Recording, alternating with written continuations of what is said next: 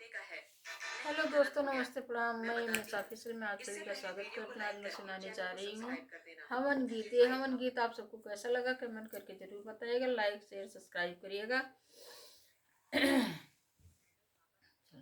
उगते सूरज